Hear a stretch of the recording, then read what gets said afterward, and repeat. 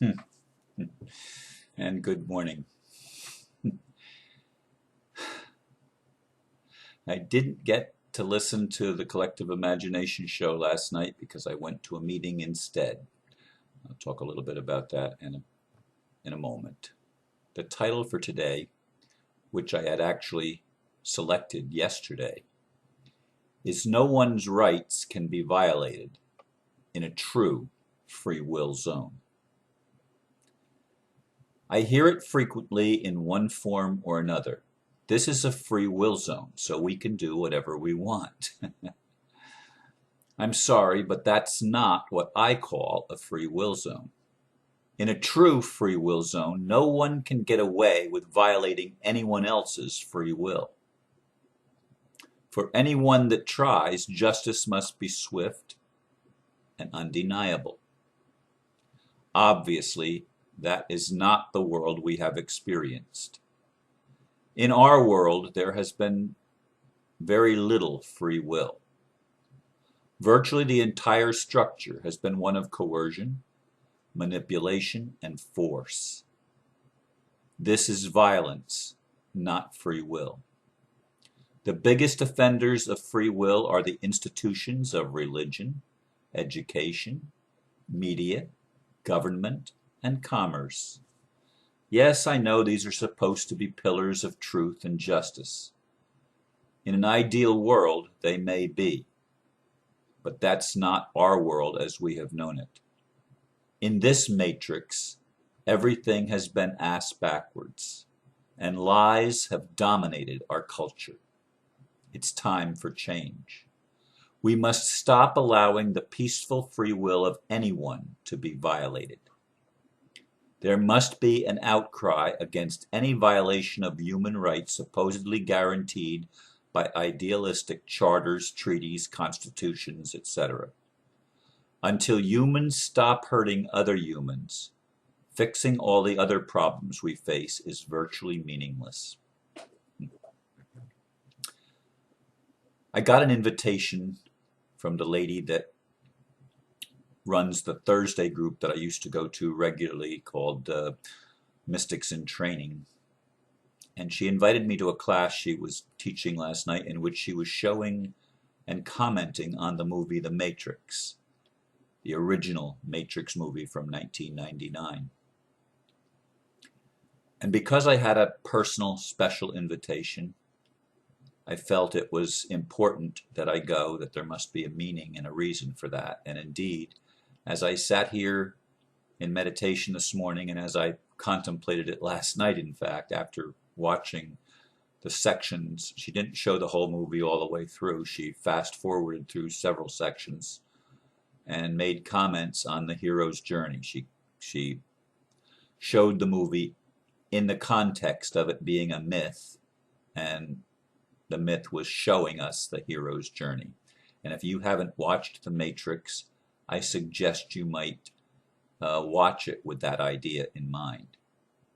In any case, I had actually written the blurb with a couple of minor modifications here this morning, yesterday, which is not something I normally do, but I felt motivated to talk about this today, actually in the light of yesterday's message that I gave. In the Matrix, most people don't even know they're slaves. They are totally clueless. I should say we are totally clueless. And it's funny because at the meeting last night, I know most of the people that were there, not all. There was a couple of people there that I don't really know from the Thursday group. But I know most of the people there.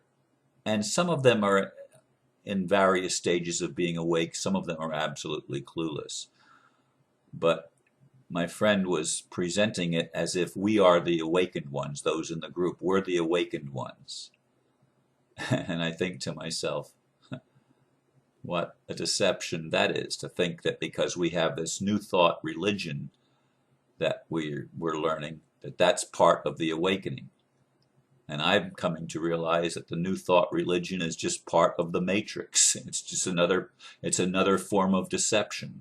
But of course, compared to people coming out of Catholicism or fundamentalism of some other sort, it seems like a step forward, and it probably is. Science of mind and unity religions are New Thought religions. And they have made a tremendous contribution in my own life. So I'm not throwing stones. But when I look back, so did fundamentalism make a tremendous contribution in my life. I had to learn the matrix. And it's interesting that in the movie, the agent, one of the agents early on said, "We experimented once with a utopian society, and it didn't work. So we had to institute this type of scientific, machine-like society in which everything is regimented and in which everyone is a slave, but they don't know they're slaves. We had to institute this." And I get that. I got that as I meditated this morning. Ooh, yes, humanity in times past obviously wasn't ready for a utopian golden age, and they blew it. Now, there might be other reasons why they blew it. There might have been outside interference, if there's any such thing as outside. That's another whole matter. People saying you got to do the inside job first and not worry about the outside job. To me, the outside and the inside are one. In unity consciousness, there is no separation between inside and outside. That's another illusion that we've lied to ourselves about, or another belief system that we've lied to ourselves about, that the inner and the outer are separate. They are not separate. They are one. The inner and the outer reflect each other. And we live in a matrix that is a control grid, a system of slavery where the slaves are made to feel as if they have free will. But they don't have free will. We don't have free will. I don't have free will. We're beginning to go through the training of exercising our free will muscles, if you will. Like in the movie that they put Neo through all the training and hooked him up to these machines and computers and everything else, which is a very mechanistic approach to consciousness. I'm glad that that reality is not ever going to be my reality. I don't believe it will. I certainly hope it won't. I am part of the matrix too. I am in the matrix. I live in this world. There are things that I have to do because of coercion and manipulation and force, or threat of force. And many people who have tried to free themselves in the matrix have paid dearly, losing some, in many cases, their home or their livelihood or their ability to have economic stability at all in a culture that's based on greed and a monetary system that is totally fraudulent. Others have even lost their lives. Many have lost their health because they haven't developed the muscles yet to know how to transmute the negative stuff that's put into us, whether it's the scorpion that goes down through our navel, as in the case of Neo, when he was part of his training of dealing with the agents. They put a scorpion on his thing and it went down his navel and into his body, and then of course it was sucked out in the car by the machine with Trinity.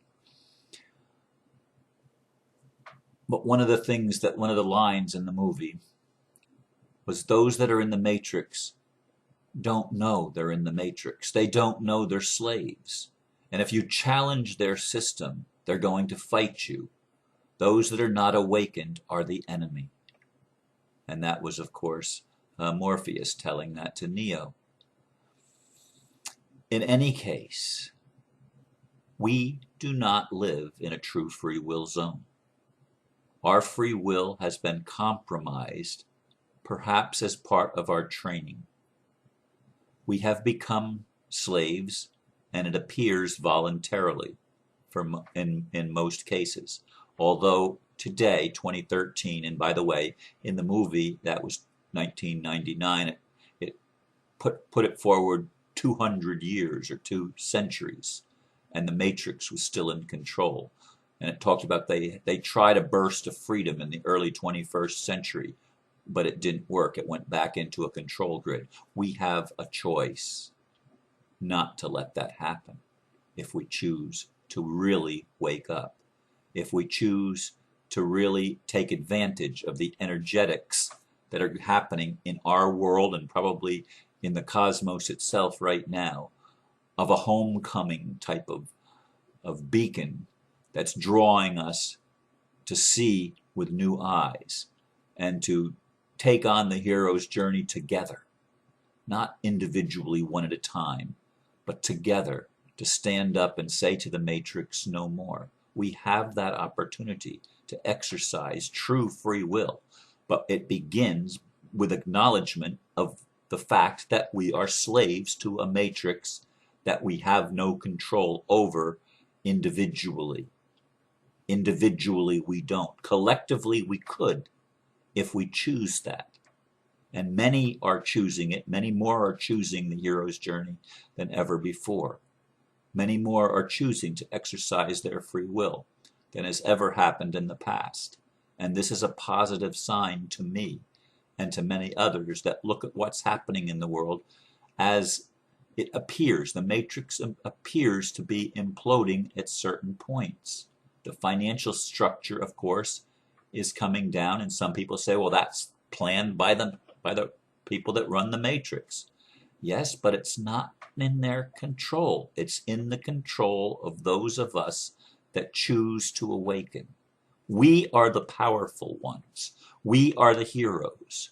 We are the ones who have the chance to actually create a new matrix that works for everyone. That is not a slavery system. That is based on true free will.